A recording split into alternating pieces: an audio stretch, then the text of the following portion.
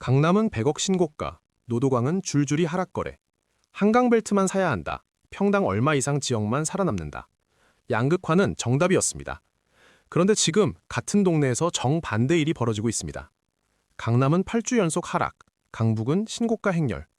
데이터로 보면 더 선명합니다. 같은 출발선에서 시작한 두 지역, 격차가 역대 최대로 벌어졌다가 지금 좁혀지고 있습니다. 과연 이 흐름은 이번이 처음일까요? 반도체 호황으로 삼성전자가 오르면 SK하이닉스도 오릅니다. 같은 산업 안에 있기 때문입니다. 서울 아파트도 똑같습니다.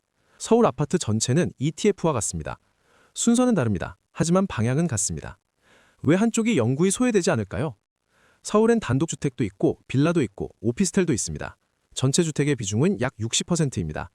코스피 200처럼 이미 검증된 우량자산들의 집합입니다. 우량자산 안에서 순위가 바뀌는 건 있어도 한쪽이 영구히 외면되는 건 없습니다. 양극화가 끝까지 벌어질 수 없는 구조적 이유입니다. 이 구조는 구 단위에서도 똑같이 반복됩니다.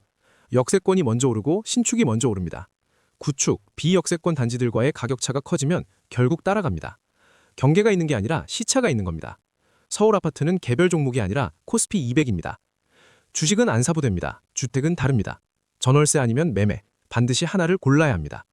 지금 토지거래 허가제가 이 구조를 가속시키고 있습니다. 다주택자 매물이 나올 때마다 전세 한 채가 시장에서 사라집니다. 전세난이 깊어질수록 매매로 밀려나는 수요가 쌓입니다.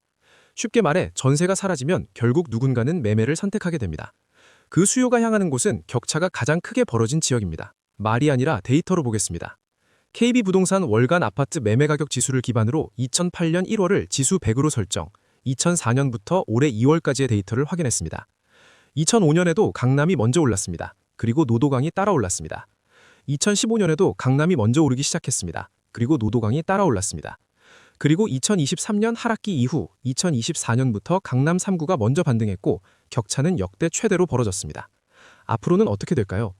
비율로 보면 더 선명합니다. 노도강 지수를 강남 3구 지수로 나눈 값입니다.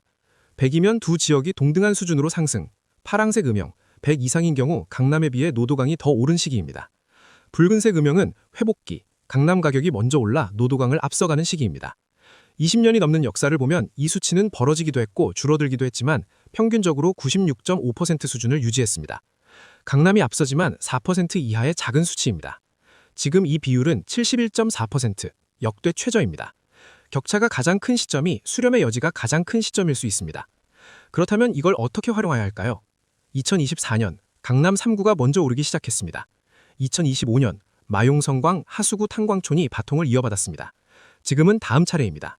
방법은 단순합니다. 먼저 오른 지역의 시세를 기준으로 삼고 아직 그 수준에 못 미친 인접단지를 찾는 겁니다. 거래량이 먼저 움직입니다. 가격은 그 다음입니다. 같은 구간 안에서도 차이가 있습니다. 역세권 단지가 이미 올랐다면 아직 안 오른 그 다음 단지를 봅니다.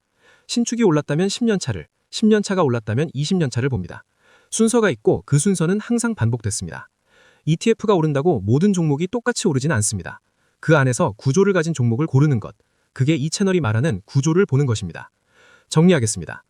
서울 아파트는 코스피 200입니다.